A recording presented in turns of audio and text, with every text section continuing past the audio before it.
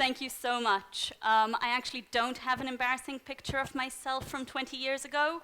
It would be a very young picture, but I will explain the accent so that you're not spending the rest of my talk wondering, wait a second, where's she from? So yes, I'm Israeli, like Mika Goodman last night.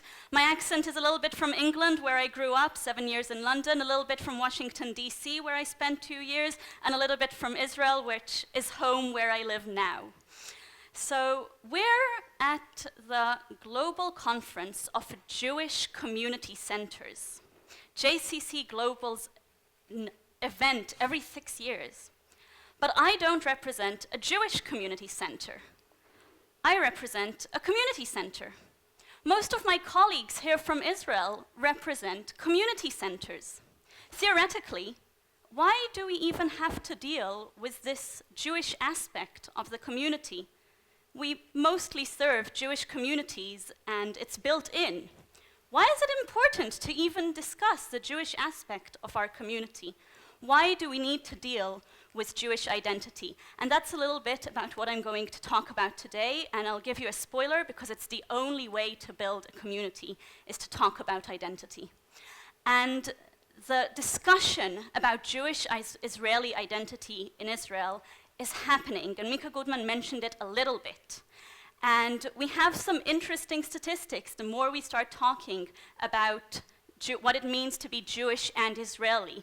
Bina, one of our Jewish renewal organizations, did a poll in 2014, and they found that 61% of the people polled, 500 Jews, feel equally Jewish and Israeli. And I want to ask, how do they express it? Not only in their day-to-day life, but in their community life. 43% of people who identify as secular say that the fact that they live in Israel and speak Hebrew and serve in the IDF, that's a component of their Jewish identity. So how do they celebrate Jewish holidays in their community? And that's what interests me and what I think should interest us as JCCs. And this conversation is happening, and we have here an example of how it manifests. This is just a screenshot from Walla News's, which is an Israeli website, news site, Jewish portal. 3 articles. 1, Israelis want Judaism. An article written by Rachel Azaria, a member of Knesset from here, Jerusalem, very proud of that, who says that more and more secular Israelis want their Jewish identity as part of their day-to-day life. They want it expressed in community programs. They want it expressed in state programs, but as secular Israelis. Everyone wants to learn Judaism. I think if we walk around the hall, we'll see a few organizations dealing with this everyone wants to learn Judaism, as more and more Batei Midrash are popping up and letting people who never had access, secular Israelis who never had access to Gemara, who never had access to Jewish thought, to the wealth of Jewish ideas, learn Judaism on their own terms. Coming out of the Sukkot to Jewish culture is an article discussing how last Sukkot, suddenly every event, every celebration, every city's cultural programs dealt with Sukkot in a very Jewish but also very Israeli way. So this conversation is happening, and what's our role in the conversation? How do we take a part of it? Do we create it? Yes, we create it. We create these events.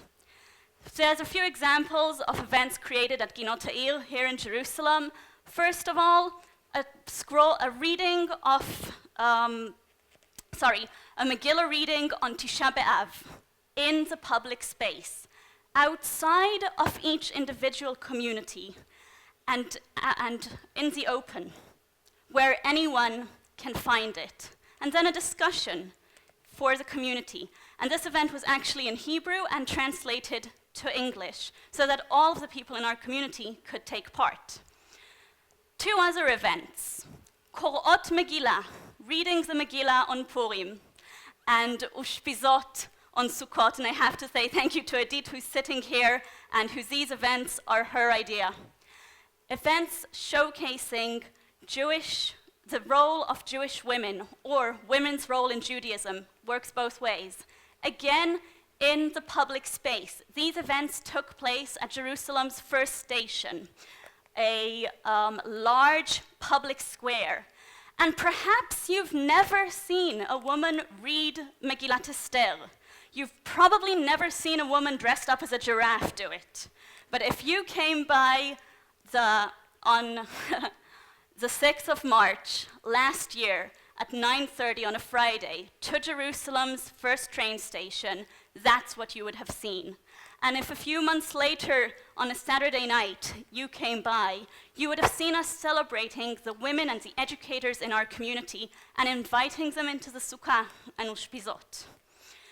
Every Friday in the summer, we hold huge Kabbalot Shabbat, again in the public square. Pluralistic Kabbalot Shabbat, led by different Jerusalem communities, before Shabbat, so that if you're religious, you can participate.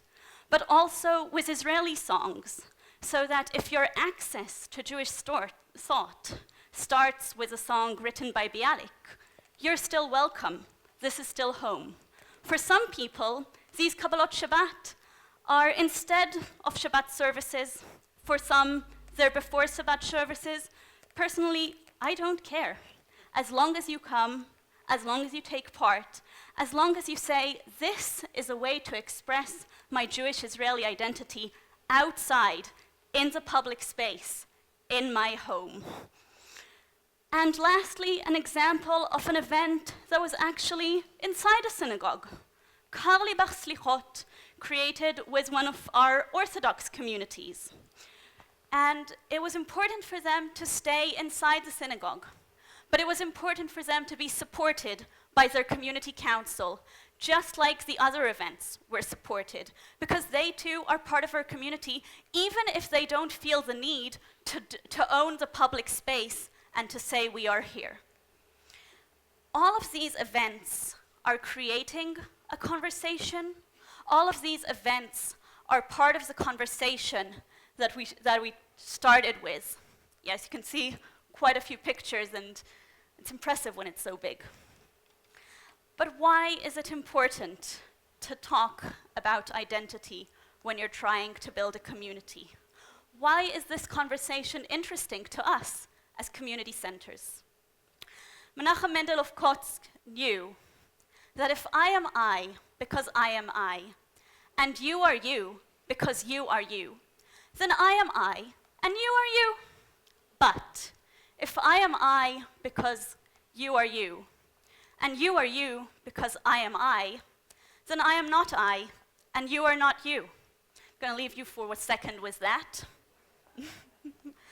And also to give our translators a chance to catch up.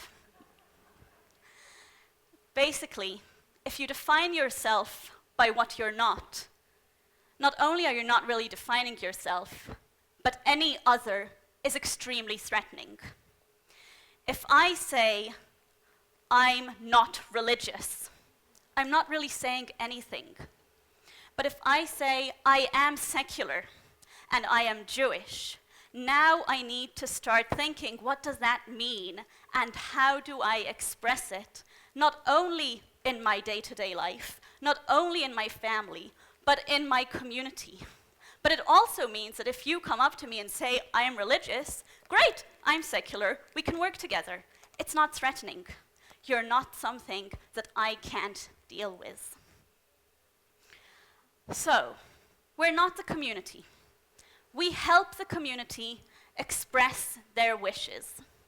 We help the community create this dialogue of who are you and what and how do you want to live it. So what does that mean? How do we create the events I just showed you if we're not the people, if we're not the community, if we're not going to just do the events for the community? We ask. We invite people. We look for the leaders. This is an invitation for our Gvanim Forum, a forum on Jewish renewal in the community. And actually the meeting's going to take place next week, so you're all invited if you want to take responsibility for Jewish renewal in the German colony and other Jerusalem neighborhoods. And we look for people who have already decided what is their I, and invite them to find a way to express it in a public space. And we connect them to people who think like them. And it's a process. It's not an easy process. It begins by finding, wait a sec, okay, here it is. It begins by finding the community initiatives. It begins by inviting the people. And then by assisting them to find the partners and partnerships that can create an event like a pluralistic Kabbalat Shabbat, that can create an event like a Megillah reading in a public square. And we implement the events together as a partnership, community council together with community. And sometimes it's individual with a leader, and sometimes it's an initiative. And I agree with Mario that the community is a network, and that network is responsible for creating the programs. It's not our job to tell people who they are. It's not our job to explain to the community what type of Jewish identity they have. Sorry. And sometimes these types of events will lead to an evening like we had on August 31st, 2 or 3 years ago, I don't remember. We really have to start writing the dates with the year on our signs, where we held 2 events that were seemingly the same. Both of them were evenings of slichot.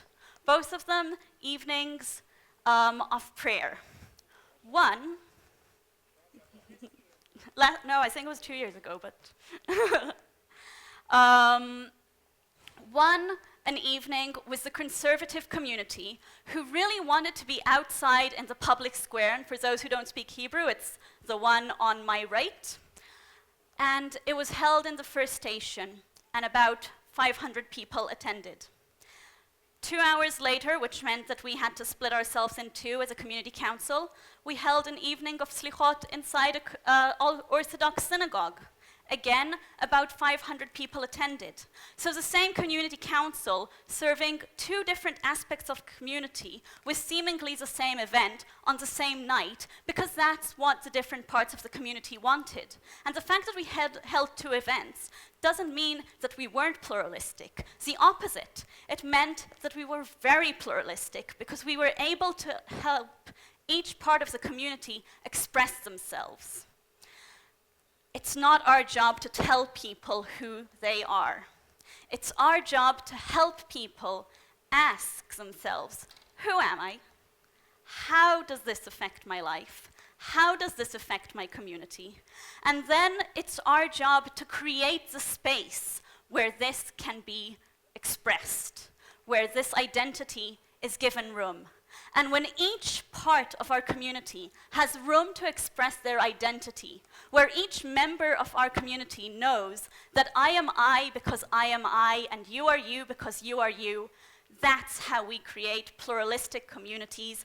And that's why, despite being a community council and not a Jewish community council, it's so important to be a Jewish community council. Thank you.